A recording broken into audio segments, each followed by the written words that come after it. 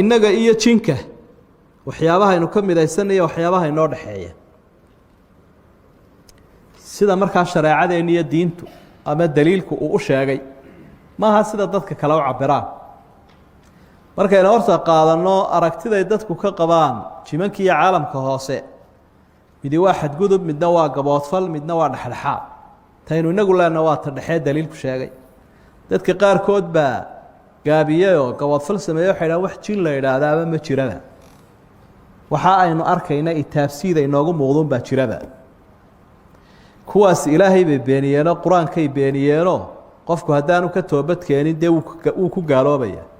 intee oo aayadood baa dee jinka ka warramaysa marka intaaba uu beeniyey qofkaas muslim baa sheeg waxaa jira qeyb kale oo iyaguna xadgudbayoo meel walba jin u taagan yahay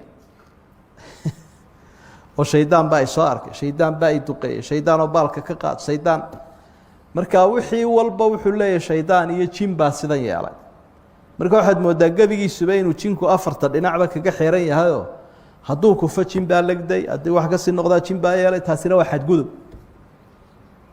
waxaad siisay awood aanay lahayn ta dhexena waxa weeyaan tanaynu sheegi doono waxyaabahaynu ka midaysanna waxaa ka mida inaynu nahay laba makhluuq oo awoodda ilaahay marka loo eego labaduba daciifa yaa macshara aljini walinsi in istaطactum an tanfuduu min aqdaari الsamaawaati waalardi fanfuduu laa tanfuduuna ilaa bisuldaan wuxuu ilaahay doonu ba yeeli karaa marka adigu intaad itaal yartayna waa itaal yaryi intaad awood leedayna iyana awood bay leeyihin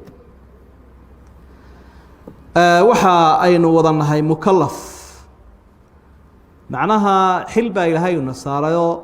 waajibaadka ina saaran oo kale ayaa iyagana saaran rasuullada ilaahay uu noo soo dirayba iyagana loo soo diro iyagu rasuulladeennu baa rasuullo u ah wamaa khalaqtu اljinna wاlinsa ilaa liyacbuduun cibaadaan u abuuray baa ilaahay wi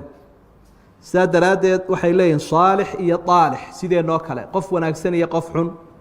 kuwooda xunxun markooda hore asalkoodu waa jin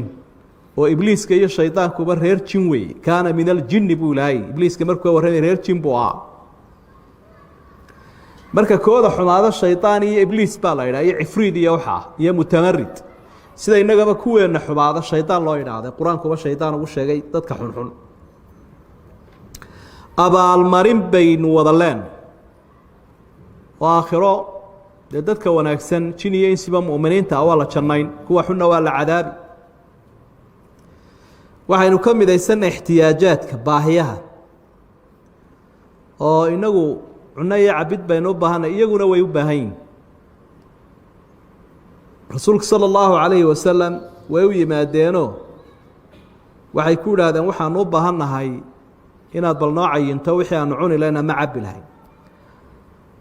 markaa wuxuu ihi waxaa wax ka cuni doontaan hilibka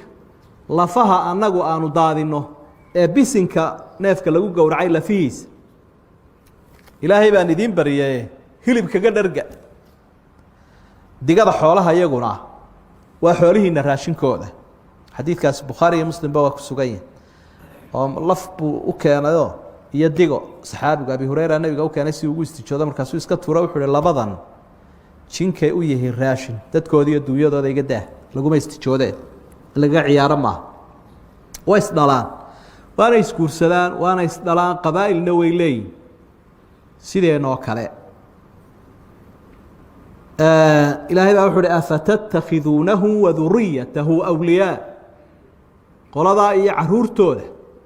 ninkaa ibliis ama jin iyo caruurtiis dee caruur la yidhi dee wisdhala sideenoo kale waxa ay nagaga duwan yihiin ama aan idhaahna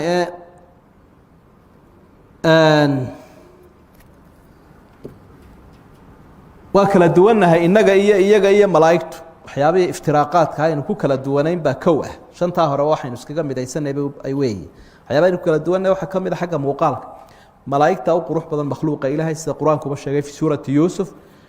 insiguna waa ku xigaa fii axsani taqwiim ayaa ilaahay uu ku tilmaamay sida ugu wanaagsan buu abuuray iyaguna way naga foolxun yihin dalcuhaa kaannahu ru'uusu shayaaiin madaxyo shaydaan baad moodaabaa ilahay uhi geedka ahlu naarku ay cunayaan marka haddii iminka qofka la yidhaahdo shaydaan sawir dee ugu horreynba wax foolxun buu sawiraya gaaliya islaamka la yidhaha shaydaan sawir iyo cayn ku eegyahay geesuu ka bilaabaya horta ila nebigu waa kii lahaa qoraxdu waktigaa waxay ka soo baxdaa shaydaanka labadiisa gees dhexdooda waxyaaba aynu ku kala duwanna waxaa ka mid a xagga abuurka malaa'igta nuur baa laga abuuray inagana dhoobaa laynaga abuuray isagana naar waxaa saddexaad aynu ku kala duwanna xagga aragtida iyagu wayna arkayaan inagu se ma arkayno innahu yaraakum huwa waqabiiluhu min xaysu laa tarawna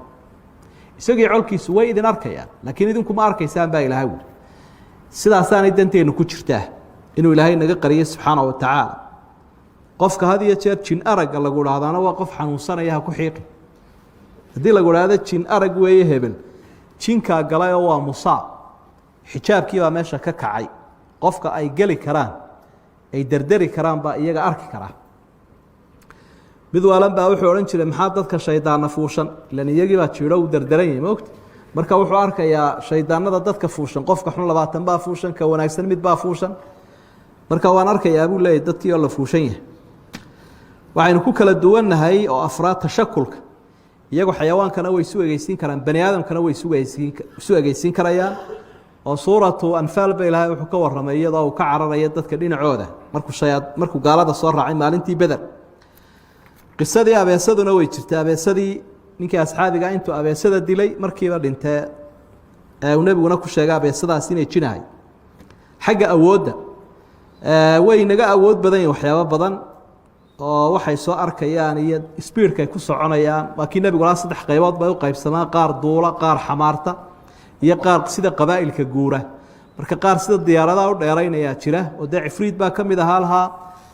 nebi sulaymaan oo falastiin jooga ayuu ku lahaa waxaan kuu soo qaadi doonaa carshiga boqoradda yaman intaanad meeshan ka kicin masaafad intee lag bay isu jiraan inana waxaynu kaga awood badannahay baa jiro oo aanay iyagu kari karaynin oo ay noo daba fadhiyaan ama aynu kagaba wanaagsanno aada u fara badan meelaha ay degaan waxay u badan yihiin meelaha kudaafadaha ah rasuulkuna wuxuu lahaa sala allahu calayhi wasalam ina haadihi alxushuush meelaha xashiishyada iyo kudaafadaha waxaa degan khalqigaa kale eh marka aad galaysaan ducadii akhriya allahuma inii acuudu bika min alkhubuthi waalkhabaa'ith